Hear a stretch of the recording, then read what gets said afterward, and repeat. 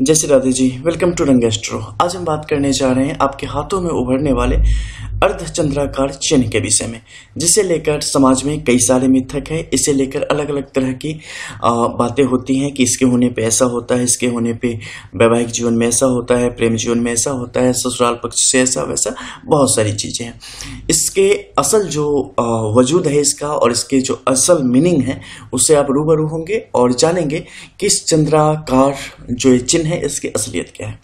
सबसे पहले शुरुआत करेंगे हृदय रेखा से। चूंकि हृदय रेखा जब आपस में मिलती है तब दोनों हथेली मिलाने के पश्चात एक चिन्ह उभरता है।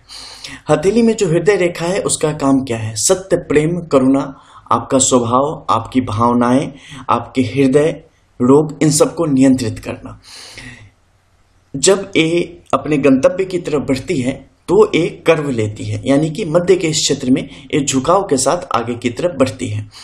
ये झुकाव हृदय रेखा की आपकी दोनों हथेली में स्पष्ट तौर पे आपको देखने को मिल सकती है। कुछ हथेली में ये सीधे आगे की तरफ बढ़ जाती है, कुछ हथेली में यहीं से सीधे ऊपर की तरफ काफी सीधा टर्न मारती है, कुछ हथेली में यहीं तक आकर वो खत्म हो जाती है। उसी तरीके से दूसरी हथेली में भी आपके उसी रूप में या थोड़ा सा बदलाव के साथ वो आपको दिख सकती है। तो जब आप अपनी हथेली आपस में जोड़ते हैं तो एक चिन्ह के रूप में यहाँ पर उपस्थित हो जाती है और एक बड़ा रूप ले लेती है और उसे हम चंद्र के रूप में यहाँ पर परिभाषित करते हैं, चंद्र की संज्ञा उसे देते हैं। चंद्र का स्वभाव क्या है? शीतलता, प्रेम, समर्पण, उनसे हम सीखते हैं और हमारे जीवन में उनसे हम प्राप्त करते हैं। लेकिन इसके अलावा भी चंचलता, उच्छृंखलता भी हमें वहां से प्राप्त होती है। और किसी भी चीज, दुनिया में जो भी चीज है ना, वो अगर एक नॉर्मल स्थिति में है तो आपके लिए बहुत अच्छी होती है, लेकिन बहुत ज्यादा बढ़ जाए या कम हो जाए तो आपके लिए नुकसान का कारण बनती है। प्रेम एक सामान्य स्थिति में है, बहुत अच्छा है। कभी कभी प्रेम बहुत ज्यादा बढ़ जाता है ना तो सामने वाले के लिए जीना मुश्किल हो जाता है। प्रेम बहुत घट जाता है तो वो भी जीना मुश्किल हो जाता है। आपके शरीर में शर्करा यानी कि चीनी, मधुमेह, डायबिटीज सबके शरीर में होती है, सारी बीमारियां। लेकिन वात, पित्त, कफ की तरह अगर सम स्थिति में है, सामान्य स्थिति में है तो बहुत अच्छी, असामान्य जैसे ही हो गई, कम या ज्यादा, तो आपके लिए नुकसान का कारण बन जाती है। उसी तरीके से इस हथेली में जब आप चंद्र की स्थिति को देखते हैं तो उसके गुण दोष को समझना आपके लिए सर्वथा उचित होता है, सबसे ज्यादा जरूरी होता है कि आखिर इसका मतलब क्या है और इसके होने से आपके जीवन को किस तरीके से प्रभावित करने वाला है। कहीं ज्यादा तो नहीं कर देगा, कहीं कम तो नहीं कर देगा। अब हम आते हैं इसके गुण दोष पर। जब भी आपकी हथेली में आप जोड़े और एक चंद्र जैसी आकृति दिख जाए तो उसके बाद कुछ प्राथमिक चीजें हैं, उसका विश्लेषण आप कर लेंगे। ठीक है, उसके बाद हम आएंगे कि इसके प्रभाव किस तरीके से आपके जीवन पर पड़ते हैं। कि आपके जो एक कनिष्का उंगली है यानी कि बेबी फिंगर, उससे कितने नीचे से इन रेखाओं की शुरुआत हुई है। ठीक है, कितने नीचे से मतलब कि क्या, इस क्षेत्र में आपको देखना पड़ेगा जो रेखाओं की स्थिति है वो किस प्रकार से है। वो रेखाओं की स्थिति अगर इसे आप मध्य करेंगे तो इस तरफ ज्यादा है या उस तरफ ज्यादा है। अगर रेखाएं उस तरफ ज्यादा होंगी और तब चंद्र की जैसी एक पूर्ण आकृति बन रही है तो ये जातक के लिए सौभाग्य का कारण होती है। लेकिन बिल्कुल नजदीक में है और तब ऐसी स्थिति बन रही है तो ये जीवन के बदलते प्रारूप को दर्शाने का काम करेगी, आपके बदलते स्वभाव को दर्शाने का काम करेगी, आपकी चंचलता को दर्शाने का कार्य करेगी और आपके दिलफेक स्वभाव को भी दर्शाने का कार्य करती है। इसके अलावा भी और बहुत सारे इसके लक्षण आपको देखने को मिलेंगे। तो ये कहां से शुरुआत इसकी हुई है? एक सामान्य शुरुआत है या बहुत ज्यादा नजदीक से हुई है, बहुत ज्यादा दूर से हुई है? देख लेना आप, अंगुली का एक पोर है ना, एक पोर के बराबर अगर यहां से यहां की दूरी हो तो सामान्य है। इस पोर से ज्यादा हो मतलब एक छोटी अंगुली के सबसे ऊपर वाला जो पोर है ना, उससे नाप लेना। इसके बाद आपको देखना है जब यहां से रेखाएं शुरुआत हुई हैं तो किस रूप में आगे की तरफ बढ़ी है, यानी कि नीचे की तरफ इसने रेखाएं छोड़ी हैं, ऐसे ऐसे करके आगे की तरफ बढ़ी है और सीधे जाके अपने गंतव्य तक पहुंच गई है। दूसरा रूप होगा जिसमें ये आगे की तरफ बढ़ी है, लेकिन जैसे यहां पर देख रहे हैं ना, ये रेखाएं हैं छोटी छोटी, तो दो तीन रेखाओं के साथ सहयोग करते हुए आगे बढ़ी है या बिल्कुल सीधे सपाट में आगे बढ़ती चली गई है। क्योंकि अगर इस प्रकार से छोड़ते हुए आगे बढ़ेगी तो ये आपके लिए शुभ है। ठीक है, इसमें सही समय पर प्रेम का, सही समय पर विश्वास की बहाली होगी और समर्पण के गुण आपके अंदर आते चले जाएंगे और आपका रिश्ता सौहार्दपूर्ण तरीके से आगे की तरफ बढ़ता चला जाएगा, बशर्ते इसके बाद रेखा सीधी हो।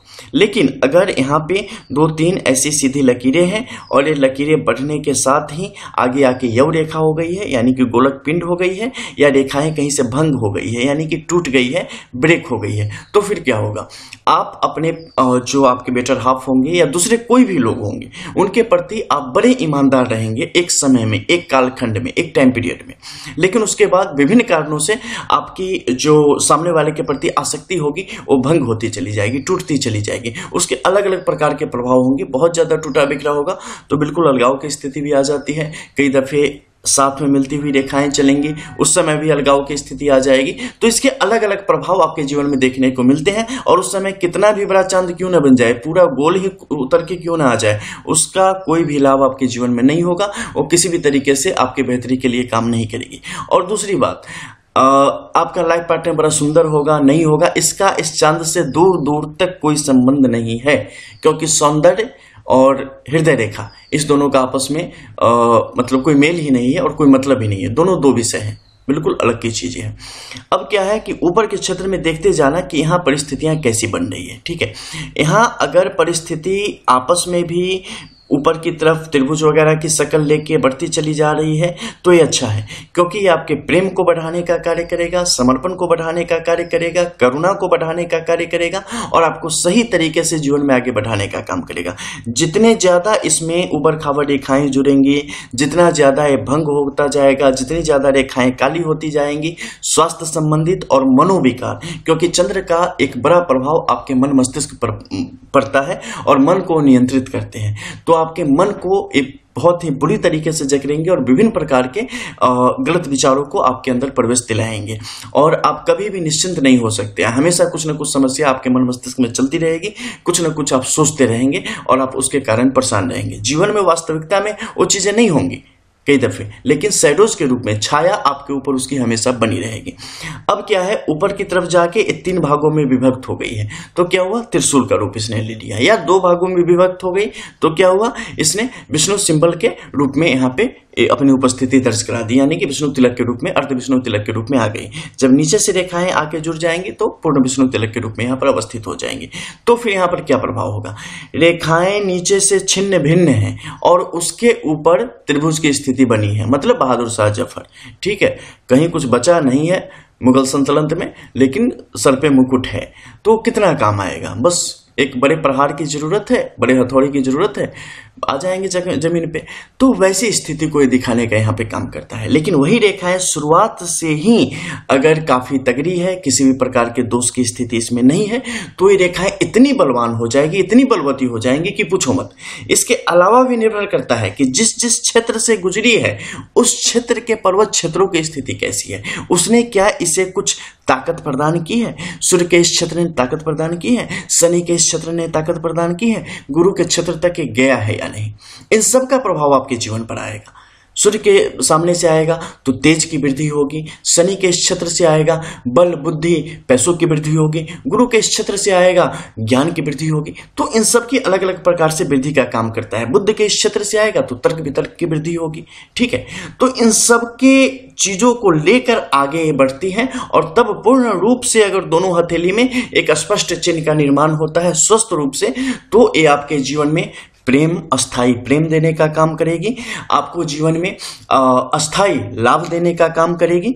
आपस में और कहीं दूर से भी हर एक लोगों से आपका बहुत ही अच्छा बनेगा। इसके अलावा जो एक समर्पण की स्थिति है आपके जीवन में काफी अच्छी खासी होगी। आप कभी भी किसी के लिए कुछ बुरा करने जैसी स्थिति की तरफ आप नहीं बढ़ते।